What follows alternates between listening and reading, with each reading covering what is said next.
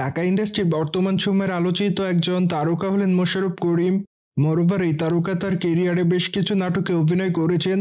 সেখানে অবশ্য তার অভিনয় তার অনুরাগীদের কাছে ভালো লেগেছে। কিন্তু বর্তমানে এই তারকাকে চলচ্চিত্রে অভিনয় করতে দেখা যায়। এই জন্য আগামীতে নায়কে বা চলচ্চিত্রে দেখা যাবে। সেখানে অবশ্য মোশাররফ করিম ডনের চরিত্রে অভিনয় করেছেন। মোরওভার চলচ্চিত্রটি কলকাতাতে 19 তারিখে মুক্তি দেওয়া হবে বলে জানা যায়।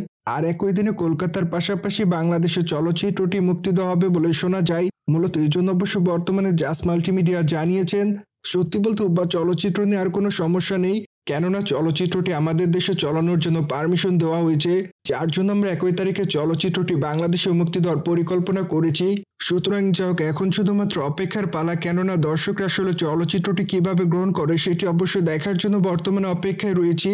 অন্যদিকে বর্তমানে মোশাররফ করিমের হাতে বেশ কিছু চলচ্চিত্রের কাজ আছে। মোরওভার এই জন্য অবশ্যই এই তারকা সে সকল চলচ্চিত্রের শুটিং এর কাজ শুরু করেছেন। বাই দ্য ওয়ে, বর্তমানে মোশাররফ করিম নাটকের শুটিং এর কাজ নিয়ে ব্যস্ত রয়েছেন, কেননা আগামীতে এই তারকাকে বেশ কিছু নাটকে অভিনয় করতে দেখা যাবে বলে জানা যায়। ঠিক এই জন্য অবশ্যই এই তারকা সে সকল নাটকের শুটিং এর কাজ শুরু করেছেন।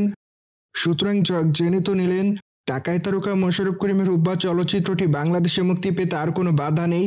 মোরওভার এই বিষয়টি নিয়ে কোনো মতামত থাকলে কমেন্ট বক্সে জানাতে ভুলবেন না।